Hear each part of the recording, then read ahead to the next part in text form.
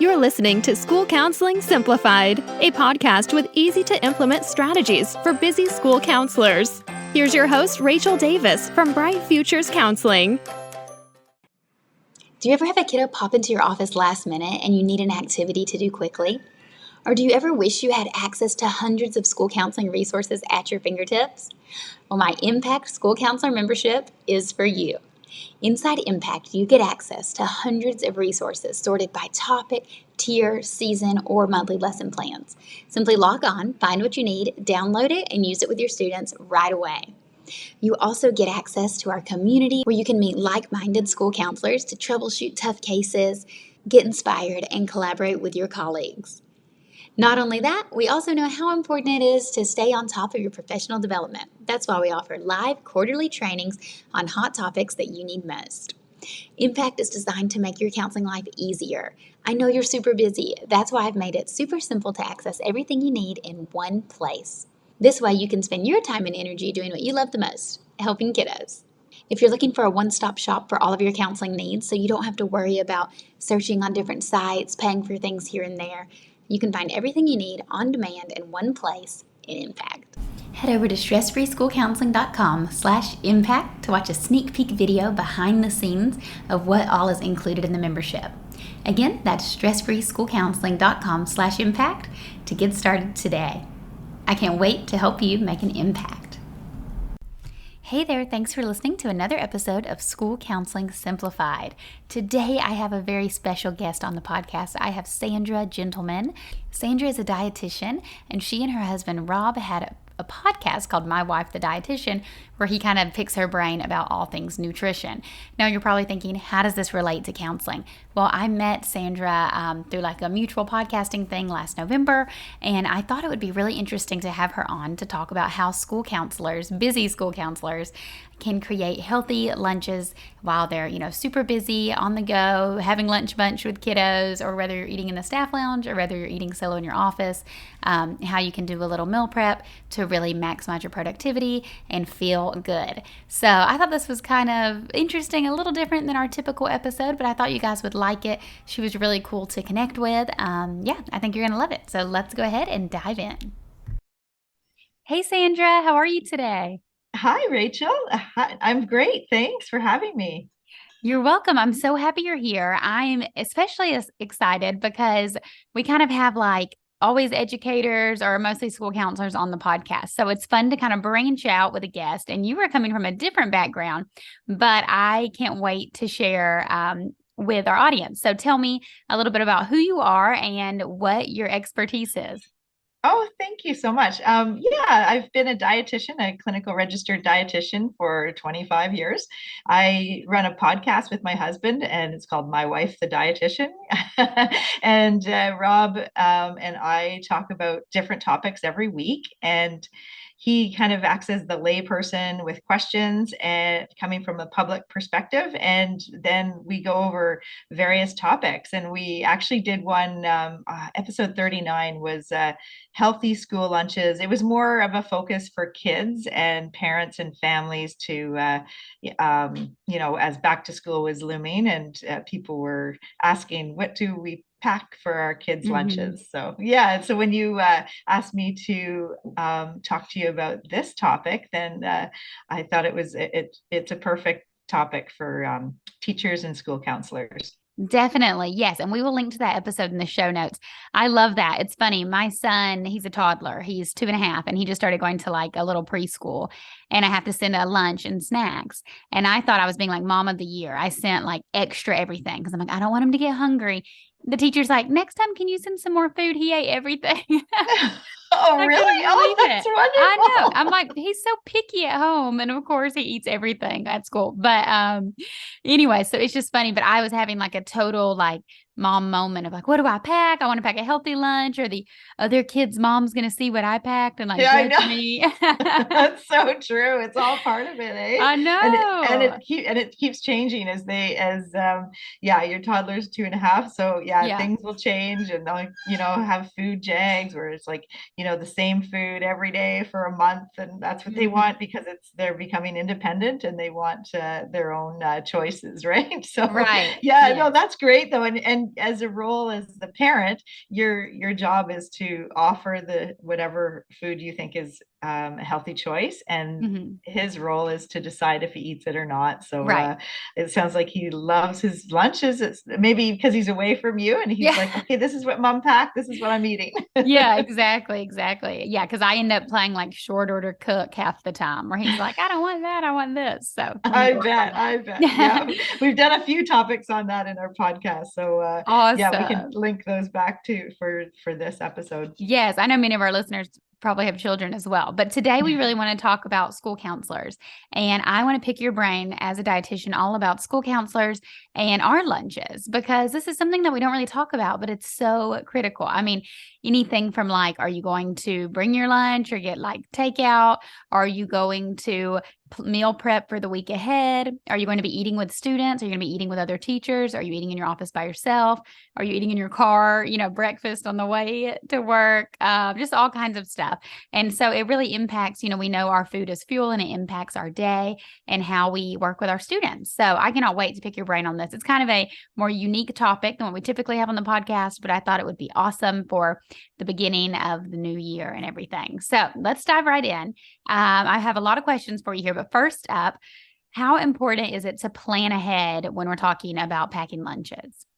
Oh, that's a wonderful question. Yes. And as you said, food and nutrition is so important. Food has the potential to prevent disease, to heal after illness. Food has the potential to fuel our bodies and to bring us together, in addition to the potential to discover. So when we're creative in the kitchen and when we're eating with other people and see what they're eating, it all is part of the experience. So it's not just about fuel and nutrition, which is important, but it's social too. And I'm really glad that you mentioned that part. And the eating in the car, like dashboard dining, more and more of us do that because we're so busy, and you have to just run through the takeout and grab something.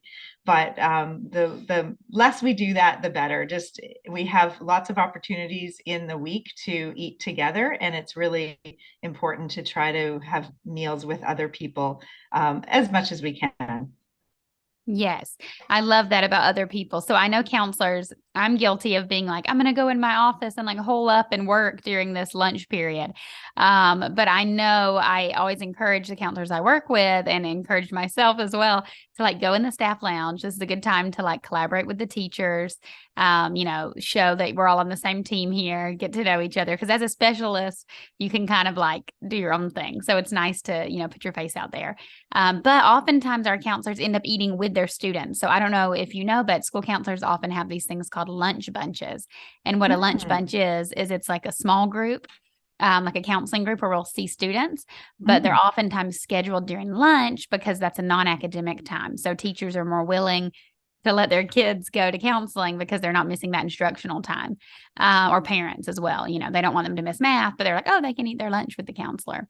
So, and that's actually really healthy, just because then the child would probably eat their lunch, because a lot of times they might not, they're, oh, okay, I don't want to eat in front of anybody. But if they're with a counselor, then it's kind of like, oh, I guess they're eating, I should eat too. yeah, that's a good point. And it's a lot of fun. We usually play games and stuff like that too.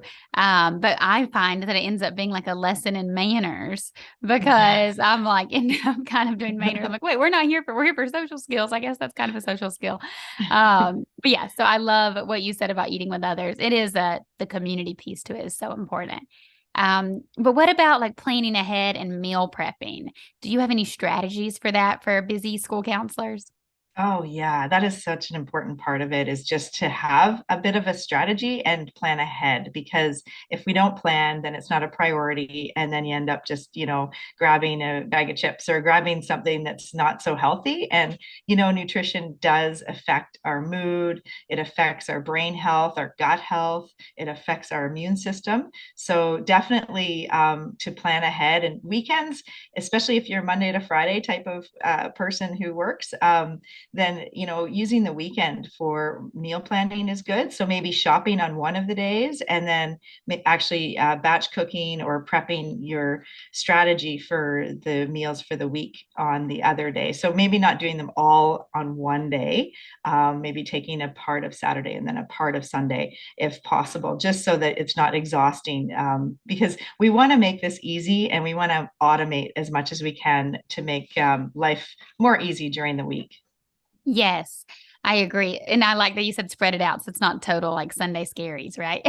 That's right. That's right. Oh, I got to spend all my Yeah. whole day in the kitchen or in the grocery store and then the kitchen. So But can you give us like a practical example of this? Like, for example, do you recommend using the same type of food in different ways all week? So for example, like on Sunday, let's say you cook a lot of chicken or something, and then you're saying to use that in different dishes throughout the week, or what's like a strategy for meal prep? Okay, that's a really good. So first of all, let's go back up a little bit and make sure that your kitchen is prepped so that you have the pots and pans, the knives, the shears, the cutting board, whatever you need for the task at hand with the cooking, and then whatever like Instant Pot or air fryer or oven or whatever you're using for making your food. So just having that, and also beforehand having some sort of system for recipes. Like, do you have an app, or have you been looking at the flyers and then figuring out what there is available at the store and what's on sale? And so I'm going to make recipes from those ingredients. And definitely, I think, as you mentioned, like maybe like variety is the spice of life. So and we don't want to have chicken 5 days a week at our lunch. It's just, I mean, for some people maybe that would be okay, but I think it's important to have some variety. And for meal prepping, like for the week, like if we're talking about breakfast, lunch, and dinner, it's maybe a good strategy to have maybe 3 solid meals that you've cooked, for your week. So because with those meals, so for instance, if you had a chicken that you cooked and then you had the different vegetables with that and rice or a starch or whatever, at least so you have 3 solid meals that you can use leftovers. So taking leftovers for lunch is a good way to do it. And using that chicken, as you mentioned, the chicken that you'd cook in different ways. So in wraps or in a salad or in a casserole or in a soup. So you'd have it in different forms, but then you'd also have maybe a salmon meal, like salmon and rice and vegetables. And then you'd have a little bit of that salmon that you can put into a meal. And, mason jar salads, I don't know if you've ever tried those. They're so good. Like, for instance, if you did a chicken Greek mason jar salad, it would basically, you layer it. So you put the dressing in at the bottom, and then maybe the chickpeas, and then you put some vegetables. So the baby tomatoes and the cucumbers, and then you can put on top of that the feta cheese and the chicken that you've already prepared.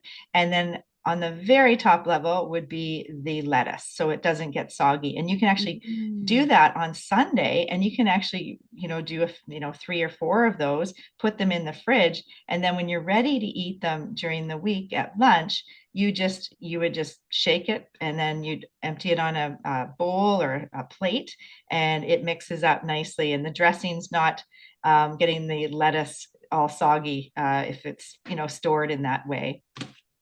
I love that idea. I feel like I've seen this on Pinterest or something, but I haven't tried. You're making me hungry just talking about it. Absolutely, me too. That sounds delicious. Okay, no, I love that strategy. So simple, reusing things, making sure that you're prepared in your kitchen and with your ingredients before you dive in. Now, what are some guidelines? And I know a lot of people have varying opinions, on this, and there's lots of different camps, but just in general, more or less for like a healthy lunch. Yeah. Okay. So when we think of like a healthy plate, we look at the plate ratio. So we have like half the plate is some sort of vegetable in there. So a vegetable or fruit or both. And then you've got a quarter of the protein and a quarter of the plate, like a starch or whole grain. So, so if we use that kind of principle as a guiding principle of a healthy breakfast, lunch, and dinner, we can build our meals from there. So with the vegetable. So you say you have your tomatoes, your cucumbers, your carrots, and then you have some sort of protein. So maybe a tuna or a hard-boiled egg or a chicken or tempeh or tofu or deli meat. And then you've got your high fiber bun or a wrap or a sprouted grain bread or a wassa crisp, like a rye crisps. Mm. And then you've got your fat. So a little bit of avocado or peanut butter or hummus or cheese. So if you kind of put them in categories like that, then you mix them up for the balance of your meal, then you've got a good foundation for healthy meal. Okay. I love that. Yeah. And that seems totally doable. And I like you were including options there for everybody, right? Like vegetarian, vegan, I don't know, keto. Yeah, I yeah. don't know. Oh, absolutely. And It nuts seems and like you seeds. can And modify it.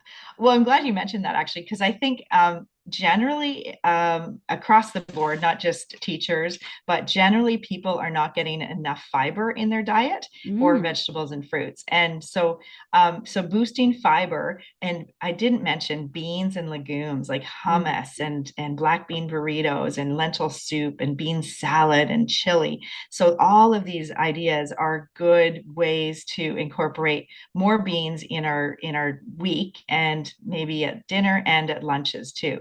So that's a really important thing. And then nuts and seeds, like seeds, you can add to salads, you can add into, your oatmeal. And some people take smoothie bowls for their, Mhm. to school or like a smoothie. So those things too are added for really good, nutritious, and a good way to get variety and balance in a meal. Yes.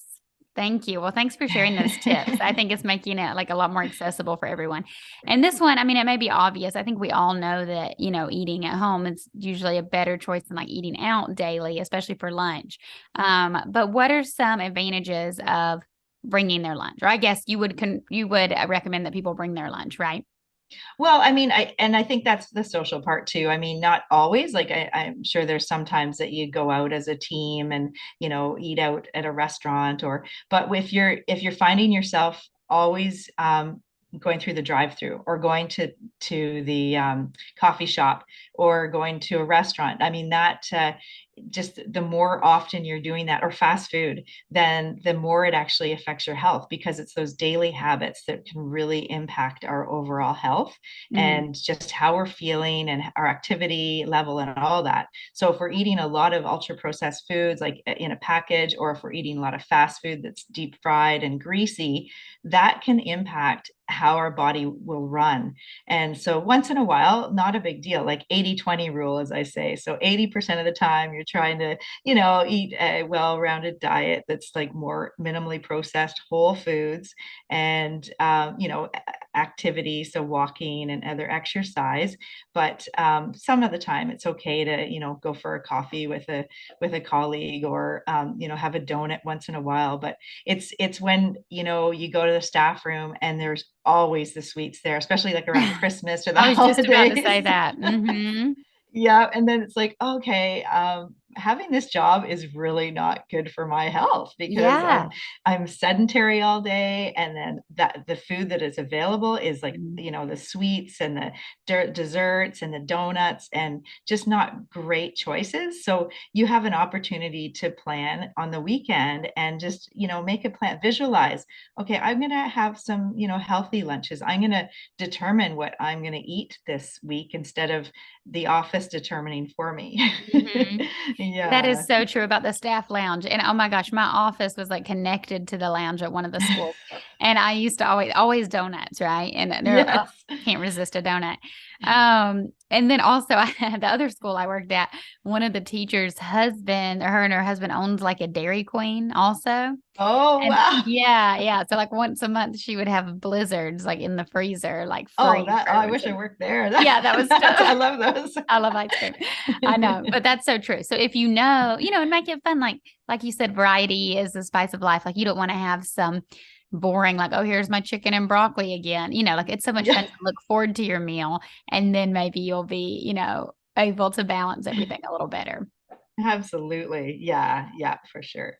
So we've talked about like some literal meal prep strategies that I think would go across professions, but now I really want to talk about like the mental health aspect of this, right? Because we're all school counselors here. So obviously we're passionate about that. So how do healthy lunches impact like our stress, productivity, lifestyle, those factors?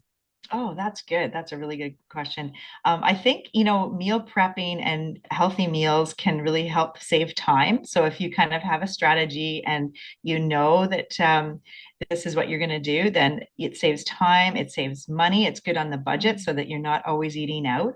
And the actual nutrition. So when you prep food at home, you're definitely going to have better, more fiber. You're going to get probably better protein. You're going to get micronutrients like vitamins and minerals. You get enough iron, and all that can help with improving your mood.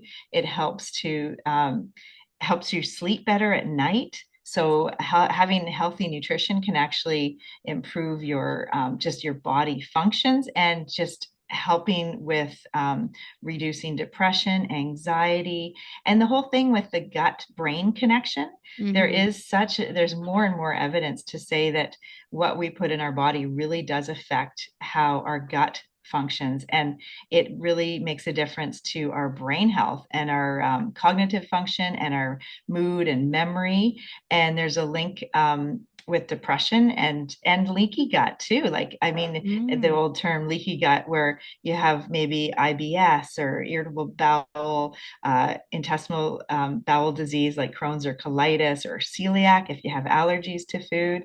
And I think there's becoming more and more allergies in our food supply, or sorry, in the population, because our food supply, a lot of the food we're eating is ultra processed, and it has food dyes and colorings and all these man-made chemicals that our body doesn't recognize. So it's increasing the amount and prevalence of food allergies and intolerances. So it's all connected, and food is our fuel. And so trying to have that variety, balance, and moderation is, I think, so important. Yes. Oh, I love that. And that is interesting because it does seem like there are more allergies, or people have more allergies now than like 20 years ago or something. So that's interesting you said that. Yeah. Yes, I agree. So yeah, it's impacting our stress, a lot of levels, saving money. That's huge, saving time. And then just general feeling better, right? And then like you were saying, your productivity, you're going to be more productive if you have more energy. If you're not, after you eat like a big fried meal. I'm from Georgia, so I've definitely, had some fried chicken meals, and they're delicious. But then afterwards, you feel like taking a nap, right? You don't feel like going to do something productive. So awesome. That's a really good tip. And I want to share with the counselors here, like we're talking about, meal planning and the importance of it, but let's talk about like scheduling it on your calendar. Like, when are you actually going to do the eating? Because a lot of times, teachers will usually take their lunch break when their class goes to lunch. But as counselors, we don't have like a class per se. We have a caseload of students from different classes. So if we're trying to be hyper productive, we'll schedule kids throughout the whole day. And that's what I was saying, like we'll eat lunch with the kids, or we'll eat lunch on the go, or like 5 minutes or whatever. But it's so important to actually schedule that time in. And I have a course for counselors called Stress-Free School Counseling. And the first module is all about scheduling. And I talk about the importance of scheduling in that lunch break, like put that hour or that 30 minutes in. And if for some reason you don't need the whole time, then you just get like a little bonus time to do whatever you need, like have a mindful minute or catch up on something. But you never, like you always fill the time, right? And even if it means putting up a door hanger, counseling session in progress, whatever. I used to have one of those little things with like a Bitmoji that's like where's the counselor at? And you could like put a clothespin to indicate where I was. And one of them was like eating lunch. So people knew not to disturb me if I was in my office or whatever. So I just want to remind counselors that just because you don't have a lunch break scheduled in your day already, you totally deserve one. You need one. Your food is your fuel, and you need that little rest. So definitely schedule it in and make it like your non-negotiable time. And you can just kind of like relax, enjoy your meal. You can choose to eat with others and, commune with them, or you can eat by yourself and kind of regroup for the second half of your day. But You deserve your lunch break. Make sure you're getting it. I just think that's so important to advocate Oh, for that piece.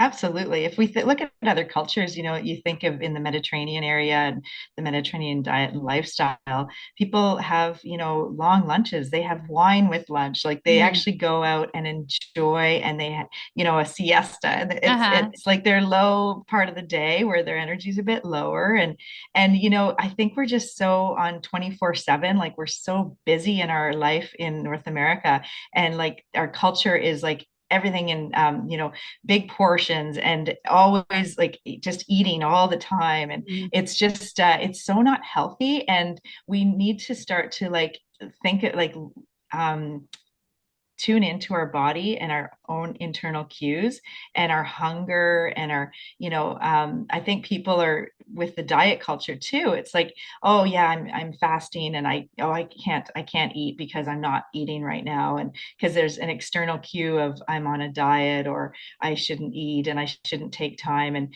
and that'll help because then I don't have to stop and eat. But it actually, you pay the price later on, because then you'll probably overeat later on in the day. And that's really unhealthy too, because if we're, eating a lot of our calories later on in the day, then we'll probably, not maybe sleep as well. And it's just, you usually don't choose as healthy foods if you're over hungry. You get the cravings. And so just to have that more like every 4 hours to have something, so that you have some fuel, that your body is not going on a roller coaster ride. Yes. Yes, Mhm. that's so good. Another last question. It's kind of a tangent, but I just thought of it because as counselors, we're always talking about mindfulness. So I wanted to get your take on like mindful eating versus eating, on the go or like in front of the TV, or if you have any research or information about that. Oh, that's a wonderful, yes. And I think that's so important, is just actually having that time and space to taste your food and actually like think about what you're doing. Because a lot of times, if we're multitasking and we're driving or we're doing something else while we're eating, our body doesn't even realize we ate. And then you don't even remember. You think, did I eat? And then an hour later, you're like, huh, I don't think I ate. And then you end up eating again, and this is not good for us either. So mindful eating is so important, because it's telling our body that we are actually eating, and it's time for peace and quiet and digestion, because there's a lot of chronic diseases that are linked with eating too fast, or Mm. eating if you're like, heartburn is a good example. If you don't realize that you're eating, or if you're eating on the go, then your body doesn't even, it's not ready to receive the food. So Mm. we need to chew our food well. We need to like try to relax while we're eating. And socially, I mean, if you're at a meal with someone else, that's part of eating too. It's just the social component. But try to, just be mindful of what you're eating and how you're eating. Yes. Oh, this is so good. We'll tell the listeners where to find you. I want to listen to your podcast some more because I just love all things food. I love to cook. I love to eat when I travel. I love, yeah, all of it. So Yeah, I was interesting. reading. Sorry, I was reading, Rachel, that you were in Costa Rica, for part of Yes. your. Oh, that's Yes, I live in Costa amazing. Rica. So when you said siesta, I was like, yes, I know what you mean. Or we just had some maintenance people over and they're like, okay, we'll be back in an hour, like 12 to 1. We're gonna go eat our lunch and chill for a little bit and then we'll be Right, back. right. And it's their priority is to take Yeah. that break, and so that they Yeah. can work hard later. And Mm-hmm. I'd love to hear if there's any specific meal that's like Costa Rican that you really love. Oh, I do. Yeah. So for lunch, it's actually funny that like comida típica or the typical food, it's called a casado. And the Yes. word casado actually means married in Spanish. So if Oh, you're married, you're casado. But the reason it's called that is because I guess like back in the day when men would go to work, the men who were married would bring this like well-rounded lunch because their wives prepared it for them, the casado. And then the other single men, didn't have as good of lunches, I guess. So that's kind of where the term originated, which is funny. But the casado is great. You can choose your proteins. I usually get fish because we live by the ocean. So it's usually fresh and awesome. And then it has rice and beans and like a little salad and usually a little bit of fruit or something. And it usually comes with a drink also, like a wow. smoothie or like a natural juice. And they're like $5. It's awesome. That's wow. Yeah, I'd be eating that too a lot. That sounds delicious. And plantains. Yeah. So good. So good. Oh. So you'll have to come down and try the food here. Absolutely. It sounds really awesome. And I really appreciate you interviewing me today. Yes. Thank you for coming on. Tell the listeners where they can find you if they want to connect further or listen to your podcast or if they have any questions. That'd be great. Yes. mywifethedietitian.com. And then you'll be led to our podcast and also my blog and website, sandragentleman.com. So, but My Wife the Dietitian is a good starting point to find a lot of these episodes. That we did one on episode 39, back to school food hacks. So that was right in September there. And then there's other picky eating, like strategies for picky eating is another really good episode because it's a pretty common thing with families and young kids. And then as they get older, there's adults that are picky eaters and it started somewhere. So So anyways, My Wife the Dietitian is a great way to connect with us and listen to our podcast.